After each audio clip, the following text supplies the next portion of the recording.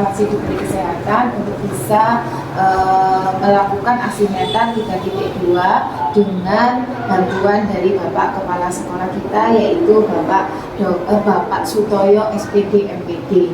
Mengenai modul 3.2 ini berkenaan dengan aset, pendekatan melalui berbasis aset. Nah, dari modul 3.2 di situ ada aset apa saja teman-teman? Aset manusia, sosial, lingkungan, politik, budaya dan agama, finansial. Berkenaan dengan aset-aset itu, Bapak, kami ingin minta bantuan Bapak untuk mengidentifikasi aset apa saja yang sudah dimiliki di SMA Negeri Jati Suko ini. Terima kasih. Assalamualaikum warahmatullahi wabarakatuh. Berkaitan dengan aset itu kan kekayaan, ya. Aset itu kekayaan atau hal-hal yang berkaitan dengan ya memang itu tadi aset adalah kekuatan yang dimiliki oleh SMA Jati Suko. Itu adalah bisa yang berupa human resource kan gitu. Dan juga bisa dengan sumber daya alam dan sumber daya manusia kan gitu. Sumber daya manusianya kalau di kita ini sudah bagus, hingga saya bisa menyatakan kalau di SMA Suko ini sumber daya alam manusianya ini kalau saya nilai itu 98% mungkin punya. Ini sudah dibuktikan dengan berbagai program kerja sekolah yang sudah tercapai dengan baik, bahkan melampaui target. Contoh adalah kami di sini 2 tahun 3 bulan itu menghasilkan prestasi 372. Hingga itu bukan jumlahnya kecil, itu sudah banyak. Saya pun sebelumnya adalah di SMA Pacet, belum di Suko. Itu 6 tahun 2 bulan hanya 188. Di sini saya 2 tahun 3 bulan sudah 372. Ini sudah luar biasa. Ini kalau tidak sumber daya manusia yang hebat, sumber dayanya yang bagus, sulit baik guru, pegawai maupun murid dan juga komite dan orang tua siswa. Ini yang sumber daya manusia kan. Dan juga sumber daya yang ada itu termasuk hal-hal berupa kebendaan. Hingga lab semua di sini sudah berjalan dengan baik. Ada lab biologi, fisika dan kimia, ditambah dengan lab IT, ya. Lab IT sudah punya 4. Itu juga artinya ini adalah sudah semua alhamdulillah sudah standar. Kalau kita nilai sudah antara 85 sampai 90 ini, hingga ada perbaikan. Sehingga intinya sumber daya manusianya bagus, sumber daya alamnya atau juga baik melalui BOS, baik yang dari BOPP dan dari orang tua siswa. Ini hingga ini tergambarkan kondisi sekolah yang seperti itu. Kalau sumber daya, kalau dalam arti pendanaan nggak mencapai atau tidak mencukupi, saya kira sulit untuk meraih juara, sulit untuk meraih prestasi. Ya, ini dukungan kuat dari sekolah, dari orang tua siswa, dari manajemen kami yang bersama dengan teman-teman yang lainnya adalah untuk optimalkan ini. Itu yang dikatakan sumber dana Anja oke, sudah, karena kita maksimalkan uang itu untuk sesuai dengan keperuntukannya. Sekali lagi, kami sebagai kepala sekolah mengelola keuangan sekolah itu sesuai dengan keperuntukannya, baik juknis yang dari BOS, juknis dari BOPP dan juga yang disepakati oleh komite untuk yang orang tua siswa. Ini sudah kalau kita diambil aja dari prestasi kan sudah kelihatan kan. Dari situ sudah bisa mengembang kemana-mana, termasuk sekolahnya sekolah bergerak, sekolah juga ikut ujian, kemudian jenengan juga termasuk di guru bergerak. Ini ada berapa? Ada 20 lah dengan PP 1 kan. Ini sudah tergambar dengan baik bahwa support dari sekolah, support dari pimpinan untuk siswa, untuk guru, untuk pegawai ini sudah luar biasa. Apalagi yang perlu ditanyakan? Mungkin dari sosial, Bapak. Kalau sosialnya kita tidak ada masalah. Nanti karena sumber daya bagus itu kalau kerja dengan orang pintar, orang yang ngerti itu lebih enak. Tadi diajak ngomong, disenggol aja sudah jalan, sudah paham, sudah ngerti, sudah dimengerti apa yang diinginkan oleh pimpinan. Itu tadi. Dari faktor luar mungkin Pak yang bisa mendukung.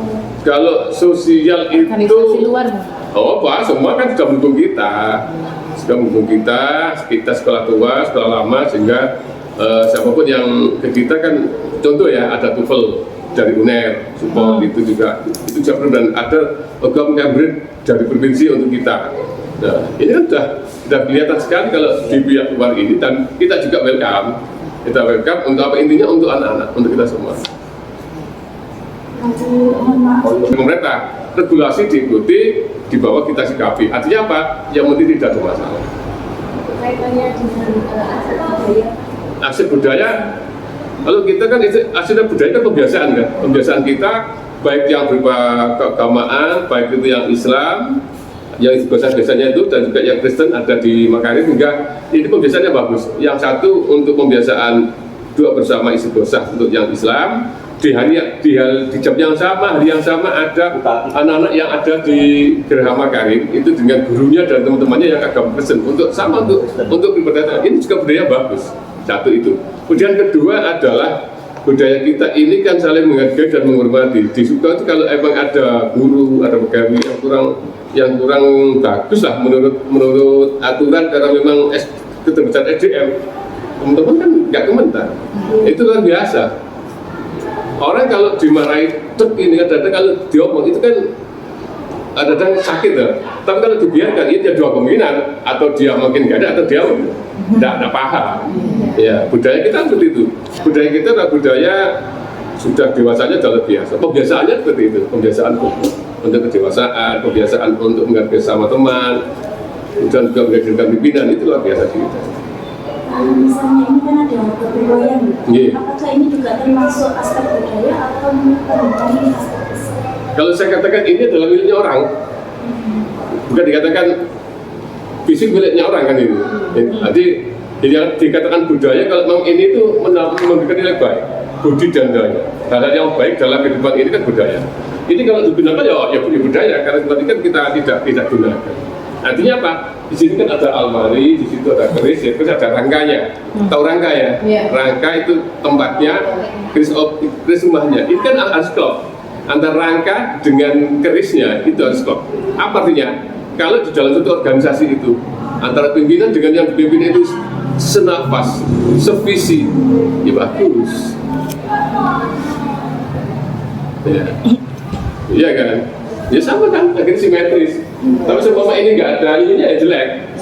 Mungkin tak gunakan untuk prestasi itu nanti kita jajar semuanya, kita beli lembar yang banyak nanti ya. Hingga itu yang dikatakan budaya itu pembiasaan. Kita batasi di sekolah, sehingga artinya pembiasaan di sekolah seperti apa kan gitu ya. Budaya sekolah kita apa? Seperti isi kosa. Ya di kosa sini bukan yang sana ya, yang tiap Jumat itu ya. Udah. Intern. Kemudian juga budaya kita itu kan, alhamdulillah di Suka ini cepat tanggap kalau ada murid kita yang kurang beruntung, hingga kita semuanya sikap, langsung kita ambil sikap supaya anak itu tidak sampai putus sekolah. Ini luar biasa ya. Langsung sekali lagi kalau SDM-nya bagus itu kerja kebanyakan. Balik lagi, SDM-nya bagus, kalau yang minat tidak bisa jadi bumerang. Jadi bumerang. Iya, pinter ngomong, pinter berganti seperti itu. Iya Pak, iya. Yang berkaitan dengan model lingkungan bagaimana Pak? Lingkungan sekolah dan lingkungan sekitar, kalau kita udah sangat bagus kok. Semua itu kan membentuk milieu sendiri kan, pembiasaan. Jika kalau di sini ada membudayakan tentang apa, mengarahkan orang, kemudian antar guru juga bagus, saling membantu dalam segala hal, dia guru dengan murid dengan murid, dan guru dengan orang tua siswa. Ini kita budayakan. Kita ada satu keluarga besar, SMA juga untuk apa? Menuju pada mutu lulusan yang bagus. Itu tidak bisa dikerjakan sendiri. Ya wali murid, ya komite, ya pegawai, kita semua jadi satu. Kita itu holistik dalam sekolah, bukan dosen. Untuk lingkungan alam contoh seperti hutan sekolah, apa ini memberi manfaat, lalu hubungannya dengan cara belajar murid? Di lingkungan kita, karena dulu kan kita kan adiwiyata kan sampai sekarang, itu sangat membantu bagi saya. Bicara dari rindang, model oksigennya juga bagus, digunakan untuk pembelajaran tidak harus di kelas, bisa di luar kelas, bisa di hutan sekolah, bisa di masjid, bisa di mana pun. Yang penting belajar itu kan suatu upaya untuk mencari tahu, dari yang tidak tahu menjadi tahu, dari yang tahu menjadi lebih tahu. Itu kan belajar. Itu suatu upaya seseorang. Dan di sini ada interaksi antara guru dan murid dan sebagainya. Dari yang tidak tahu menjadi tahu, dari yang tahu menjadi lebih tahu. Ini belajar gitu. kelas dukur ya. Silakan. Jadi itu ya, jadi intinya itu disuka itu bagus, enak. Apalagi kan di sebelah jalan raya nih Pak, jadi bisa mengolah juga. Iya itu, makanya kan kalau paling murid saya suruh masuk semua, nggak boleh di luar. Iya kan, kalau di luar mengganggu lalu lintas. Kedua juga kita jaga keselamatannya. Dan ketiga, ya kita kan satu keluarga toh, satu keluarga. Masa tiap bulan diminta sumbangan tapi dia tidak diminta kan begitu. Iya, kita entah dulu di SMA mana itu kan nggak boleh dulu, harus di luar sana. Nggak tahu SMA mana dulu ya, ada itu. Gitu. Semoga silakan. Sudah semua gitu. Kalau ini ada yang kurang pas, silakan. Sambut ya. Gini sekali lagi, ini kan untuk tugas untuk mengidentifikasi kan. Ini kan satu upaya bagaimana kita itu jeli. Jadi ikro membaca, dari kalau tanda-tanda dalam kehidupan. Tapi tidak semuanya pas loh. Tadi yang politik itu kan kita edukasi politik, bukan politik praktis kan begitu. Kita punya ilmunya, kita transfer kepada anak-anak. Tapi kan itu untuk nanti di luar kita supaya paham itu aja. Karena dimensi politik itu bagaimana ilmu yang pelajari bagaimana cara memperoleh kekuasaan dan mempertahankan kekuasaan itu politik. Ada dua indikator. Yang satu mempertahankan bagi yang sudah dapat, yang satu memperoleh agak gap sih. Misal bentuk kerjasama seperti pembagian pil kemarin Pak dengan dinas terkait. Oh itu kan bisa sosial. Gini ya dikatakan aset itu kan. Kalau menurut saya itu langsung berkaitan dengan kita, bisa fisik. Ya fisik nyata kan, bisa dilihat ada makarim, ada laptop itu yang aset. Kemudian juga SDM, sumber daya manusia kan gitu. Ya agak baca yang seperti di Puskesmas itu membantu kita dalam arti untuk KS, untuk peningkatan kesehatan. Tadi kan ada SDM, sumber daya alam dan sumber daya human resource dan human natural ya, itu alamnya kan itu dikelola dengan baik, tergantung yang mengelola. Kalau yang mengelola bagus, kalau dimakan menjadi bagus, kalau chefnya itu kan gitu. Di sekolah ini semua bahan ada, semua bumbu masak ada, semua bumbu masak lah ya. Tinggal kita mencari mau masak yang apa sayur asam, bening, soft, lodeh dan sebagainya ada semua. Tinggal kita sebagai chef ini ngerti tak enggak? Gitu. Dibutuhkan satu kejelian, tidak bisa. Dibutuhkan juga kecermatan. Ya, di kita kan itu kalau garapnya sejak dulu maksimal luar biasa itu. Ya, sekali lagi ini sekolah milik kita. Halo, sekolah milik kita, bukan miliknya siapa-siapa. Ya, siapapun boleh jadi apapun. Kalau saya kan begitu, memang dasar begitu ya. Saya mohon maaf sekali lagi. Saya akan ngajak rukun, buyut dan sebagainya. Maksimalkan potensi kita untuk menjadi seorang pemimpin pembelajaran, paling tidak menjadi guru yang. Gini, yang saya sampaikan, tolong semua guru. Kan seperti GJP dan sebagainya. Itu kan bagaimana caranya guru ini inovatif, kreatif, produktif dan kolaboratif, sehingga memberikan materi pada anak-anak. Dengan mudah menyampaikan dengan berbagai model, anak-anak mudah menerima dengan apa yang sudah sampaikan, anak-anak ulangan ujian nilainya bagus, yang penting bisa praktek dalam dua jalan. Itu aja tujuannya itu. Iya toh, sebagai cara. Kalau saya katakan, ini kan begini. Jadi salah satu pemerintah untuk menstimulus supaya jadi kreatif. Betul. Tidak banyak Pak dosen. Sekian ya Pak, matur sebagian sangat atas waktunya. Terima kasih. Kita putar dulu ya Pak. Assalamualaikum warahmatullahi wabarakatuh. Buria, apa kabarnya? Alhamdulillah, kabar saya baik, Bu, sehat Alhamdulillah.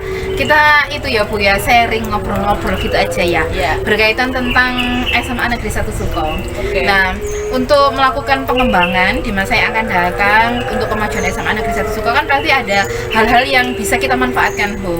Nah, menurut Bu Ria, aset atau modal yang bisa kita manfaatkan dari SMA Negeri 1 Suko itu apa saja sih sebagai seorang guru? Panjenengan melihatnya itu seperti apa? Kalau menurut saya, saat saya mengajar atau menjadi guru di SMA Negeri 1 Suko ini, aset yang dimiliki SMA Suko ini sangat banyak. Dari segi fasilitas, sarana dan prasarana gedungnya ini sudah memenuhi, sudah memadai untuk bisa diadakan pendidikan di dalamnya. Ada lab komputernya ada 4, ada lab fisika, lab biologi, lab kimia, terus kemudian ruang kelasnya itu juga cukup untuk setiap jenjang ada 12 kelas, terus ada ruang guru, internet pun juga memadai, ada ruang kepala sekolah sendiri, lapangan basket, lapangan voli, dan semuanya itu sudah ada, semua lahan parkir juga tersedia. Terus kemudian ada beberapa lahan-lahan kosong yang bisa dimanfaatkan sekolahan seperti biasa, ada yang ditanami greenhouse, terus kayak yang di depan itu pohon-pohonnya itu juga rindang-rindang, itu bisa juga dimanfaatkan para pendidik atau guru untuk bisa belajar di luar lingkungan kelas. Terus kalau untuk modal istilahnya guru-gurunya, kalau saya melihat guru-gurunya itu semuanya kompeten, baik tidak hanya gurunya, kepala sekolahnya pun juga kompeten di bidang, dan beliaunya itu bisa mengayomi istilahnya pinter orangnya, sehingga bisa membuat warga sekolahnya itu juga lebih baik. Untuk guru-gurunya itu saya lihat itu banyak yang lulusan S2 juga banyak. Terus kemudian ada yang sudah kursus pendek juga, yang barusan dapat itu kursus pendek di Harvard University. Terus yang mengikuti CGP aja ada belasan orang. Terus kemudian yang ada juga satu guru yang ikut LPDP. Terus ada juga guru bersertifikat pendidik pun juga hampir semuanya sudah bersertifikat. Terus ada juga gurunya itu misalkan dia terampil membuat kerajinan batik seperti ini. Jadi menurut saya aset atau modal yang dimiliki SMA Negeri 1 Solo ini sangat banyak, dan semuanya itu mendukung apa yang dibutuhkan sekolah tersebut.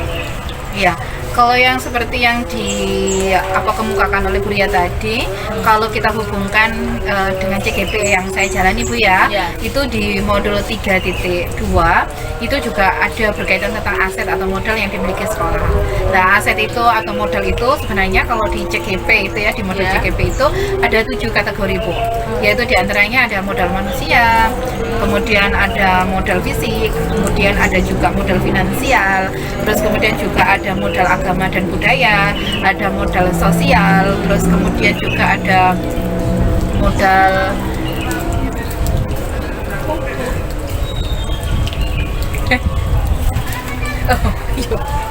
kamu lantu takkan. Terus kemudian juga ada modal lingkungan, ya itu Bu ya, itu kalau yang di CGP. Nah, kalau saya melihat dari yang dikemukakan oleh Bu Ria tadi, itu berarti masih menyangkut untuk modal manusia dan modal fisik ya. Modal fisik berupa gedung, prasarana, yang seperti tadi itu gedung kelas, lab, komputer, lab biologi, lab fisika, itu terus kemudian lapangan dan lain sebagainya. Itu berarti menyangkut pada modal fisik dan manusia. Kalau yang tadi seperti guru-guru yang sudah S2 yang mengikuti guru penggerak dan lain sebagainya ya. Kalau misalkan pada modal yang lainnya Bu, misalkan modal finansial, menurut Bu Ria apa saja yang bisa dimanfaatkan untuk modal finansial ini? Kalau modal finansial ini sekolahan kan mendapatkan dana dari pemerintah juga, yaitu ada dana BOS, terus ada pemerintah provinsi itu ada dana BPUPP, terus kemudian ada juga sumbangan dari wali murid yaitu dana SPMP.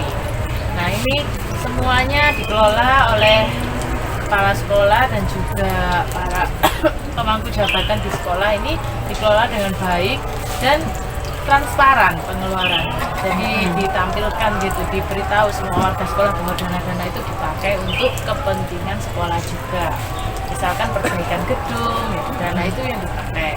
Terus kemudian ada misalnya kegiatan-kegiatan anak, lomba-lomba atau ekskul, itu pun juga dari dana-dana itu yang dipakai. Ada pun juga ada dana yang didapatkan dari sumbangan warga. Terus ada juga itu dana block grant. Jadi dana block grant itu dalam bentuk langsung bantuan, misalkan pembangunan atau rehab gedung lab apa, misalkan kayak itu ada di sana, itu ada lab fisika, kimia, biologi, itu ada rehab lab, itu ada tulisannya dapat dari dana block grant. Terus kemudian kalau untuk kegiatan siswa itu dari dana dari siswa atau dana yang dapat dari wali murid itu dikembalikan lagi ke anak-anak untuk kegiatan anak-anak itu sendiri. Seperti itu Bu penggunaannya. Iya. Terus kemudian itu kan tadi berkaitan tentang finansial ya Bu ya. Kan terus kemudian kan sebenarnya modal yang bisa digunakan kan bukan hanya 3 tadi yang sudah disebutkan. Kan masih ada yang lainnya. Misalkan seperti modal agama dan budaya. Kalau agama budaya di SMA Supa itu seperti apa Bu yang jenengan tahu? Agama dan budaya, kalau nilai budaya itu seperti pembiasaan di sekolah kita. Nah, kebetulan di sekolah SMA Supa ini buat saya itu sudah ada pembiasaan yang diadakan setiap hari Jumat, yaitu istighosah untuk umat Muslim. Sedangkan yang non Muslim itu juga difasilitasi, ada juga pembinaan dari guru agama Kristennya itu di ruang Geraha Makan. Sama-sama ada pembinaan keagamaan itu dibudayakan di sini. Terus kemudian yang menjadi budaya lagi itu misalkan juga ada siswa yang tidak mampu di sekolah itu dengan tanggap Bapak Ibu guru itu istilahnya memberikan dana sukarela agar anak ini bisa tetap bersekolah. Untuk dana, terus kemudian ada juga kan tadi sudah disebutkan untuk yang agama dan budaya Bu ya. Terus selanjutnya kan masih ada lagi modal yang lainnya. Misalkan modal apa Bu yang bisa digunakan? Mungkin modal kayak lingkungan sekitar yang sosial ya, organisasi sosial yang mungkin berpengaruh untuk sekolah, seperti adanya cabang dinas, terus kemudian adanya MGMP kabupaten itu setiap Natal kan punya MGMP, benar-benar. Terus di sekolah sendiri pun juga ada MGMP, MGMPS atau MGMP tingkat sekolah. Itu kan juga bisa mendukung istilahnya kemajuan dari suatu pendidikan sekolah. Iya. Bagus sekali Bu ya. Terus kemudian kalau untuk lingkungan Bu, adakah yang bisa dimanfaatkan sekitar lingkungan alamnya gitu loh di SMA Negeri 1 Supa ini yang bisa dimanfaatkan untuk kemajuan SMA Negeri 1 Supa? Kalau melihat istilahnya lingkungan sekitar SMA Supa ini, dia berada di pinggir jalan besar, terus sekitarnya juga ada banyak pertokoan-pertokoan. Jadi misalkan anak-anak pengen butuh istilahnya alat tulis itu sudah ada toko Surya dekat juga. Terus misalkan pengen jajan selain ada kantin di dalam, anak-anak pengen GoFood itu juga terjangkau GoFoodnya. Terus untuk lingkungan yang ada di dalam, terus masyarakatnya juga, masyarakat sekitar ini itu pun ada yang pengrajin sepatu. Misalkan anak-anak ingin belajar bagaimana membuat sepatu, anak yang mungkin ekonominya kurang, sambil belajar di sekolah juga sambil nyambi kerja sepatu itu untuk biaya tambahan buat sekolahnya dia, mungkin juga bisa membantu dia untuk tetap di sekolah. Terus lingkungan di dalam sekolah ini banyak-banyak pepohonan tinggi, taman-taman, istilahnya nyaman gitu kondisinya itu. Jadi anak-anak asri juga ya Bu ya, asri, sangat asri karena pohon-pohonnya tinggi-tinggi, besar-besar. Jadi istilahnya kapasitas oksigen yang ada di dalamnya ini dengan beratus-ratus orang penduduknya misalnya tidak akan habis, sehingga anak-anak itu nyaman bisa belajar di dalam kelas, bisa belajar di luar kelas, memanfaatkan fasilitas yang ada di sekolah. Ya, sangat menarik Bu ya. Terus mungkin itu tadi yang sudah lingkungan, sosial, budaya, terus kemudian agama. Nah, untuk yang politik Bu, misalkan tentang kepemimpinan di sini seperti apa oleh Bapak Kepala Sekolah? Di sini alhamdulillah terjalin baik, maksudnya itu beliaunya mengedukasi kita dengan baik. Di sini bidang politik itu kita perlu garis bawahi bahwa bukan politik yang untuk jadi presiden atau jadi itu, tapi bagaimana politik di dalam sekolah itu maksudnya sebagai edukasi, sebagai pendidik. Kita sebagai pendidik maksudnya menyikapi sebuah politik itu modal yang berguna bagi sekolah. Kan ya berhubungan dengan organisasi lain yang mungkin bisa mendukung sekolah kita. Ya, dan juga itu mungkin yang Bu ya berkaitan tentang demokratisasi di sekolah sendiri itu seperti apa untuk pengambilan keputusan untuk itu anak-anak OSIS itu, anak-anak OSIS ekskul, OSIS, MPK ekskul itu kalau mereka sudah menerapkan demokrasi politik ketika dia memilih ketua OSISnya itu pakai sikel apa itu namanya, masukkan kotak suara gitu, anak-anak nanti dilihat suara terbanyaknya ketua OSIS itu yang terpilih. Oke. Terima kasih Bu Ria, sudah banyak yang di sharing oleh Bu Ria dan saya sangat berterima kasih sekali berkaitan tentang identifikasi aset modal yang dimiliki sekolahan yang bisa digunakan untuk memajukan sekolah di masa yang akan datang. Oh ya Bu, terus kemudian untuk memanfaatkannya itu seperti apa Bu? Dari aset-aset yang sudah ada itu harusnya kita memperlakukannya seperti apa? Menurut Bu Ria? Kalau menurut saya kalau kita sudah identifikasi aset-aset yang sudah kita punya, itu kita harus maksimalkan dengan baik apapun yang sudah kita punya itu. Paling tidak istilahnya kelebihan itu adalah kekuatan kita. Nah, kalau kita lebih melihat kekuatan, otomatis kan kita jadi lebih semangat untuk bisa lebih maju dan lebih berkembang. Nah, kalau kita melihat kekurangan kita, ya mungkin pasti kan sekolah saya ini juga punya kekurangan. Cuman saya letakkanlah kekurangan itu, saya ambil kelebihannya, saya jadikan buat saya penyemangat untuk saya agar bisa menjadi pendidik yang lebih baik atau bisa membawa selama sekolah ini bisa sampai kancah internasional. Gitu. Ya sudah Bu Ria, terima kasih atas sharingnya dan semoga apa saja yang kita miliki ini bisa dimanfaatkan sebaik-baiknya untuk kemajuan dari SMA Negeri 1 Suko di masa yang akan datang. Terima kasih Bu. Wassalamualaikum warahmatullahi wabarakatuh. Waalaikumsalam warahmatullahi wabarakatuh.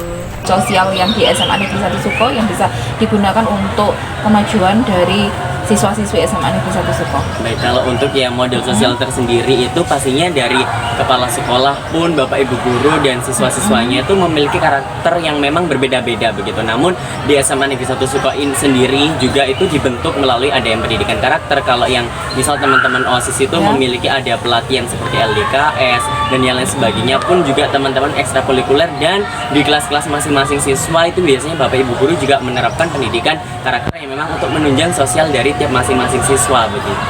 Ya, menurut Radia selain manusia, fisik, sosial, mungkin ada lainnya yang bisa Radia mengidentifikasi. Contohnya jadi apa? Seperti misal kalau di SMA 1 Suko sendiri, kalau menurut saya ada model politik, Bu.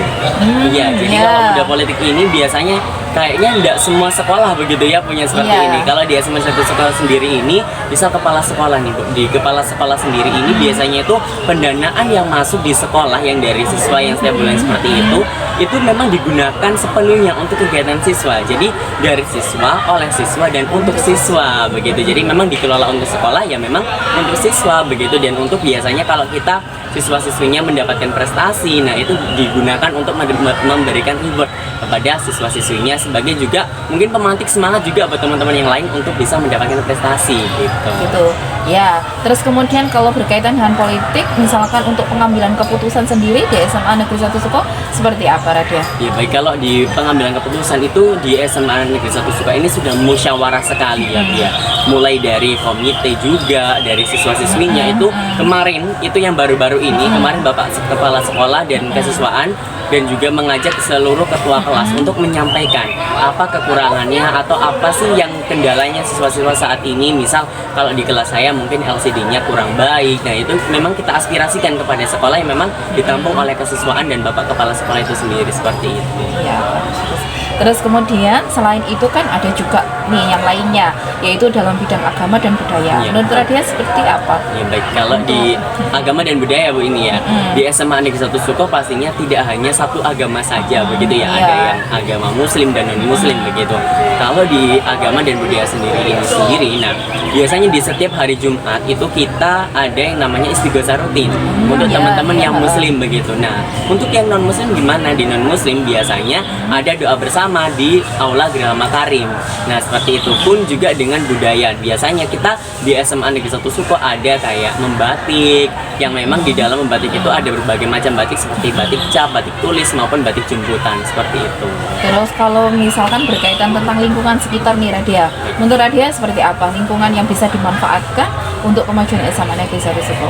Jadi kalau di lingkungannya sendiri pastinya sekarang di SMA Negeri 1 Suko banyak nih kita lihat seperti pohon-pohon yang tinggi, rindang, hijau, dingin gitu. Jadi memang menurut saya sendiri sebagai seorang siswa gitu nyaman, merasa nyaman gitu belajar di sini dengan adanya keadaan yang sejuk seperti itu, dan pun kita juga memiliki istilahnya mini zoo gitu ya Bu di belakang itu yang memang di situ ada berbagai macam hewan-hewan yang kecil seperti burung, ada ayam dan yang lain sebagainya gitu. Ya, jadi dengan keberadaan lingkungan yang asri dan mendukung untuk pembelajaran bisa saja digunakan tidak hanya kita belajar di dalam kelas, tapi bisa digunakan di luar kelas ya. Gitu. Yang berarti intinya menurut Radea ya dari 7 aspek atau 7 modal yang harusnya ada dalam sekolah atau institusi itu sebenarnya sudah dimiliki semuanya ya oleh SMA Negeri 1 Suko, dan semuanya bersinergi untuk kemajuan SMA Negeri 1 Suko. Ya sudah kalau gitu. Terima kasih ya Radea untuk bincang-bincangnya dan sharingnya dengan Bu Aini untuk menambah bagian dari identifikasi modal ataupun aset di SMA Negeri 1 Suko. Terima kasih. Dan Assalamualaikum warahmatullahi wabarakatuh. Waalaikumsalam warahmatullahi wabarakatuh.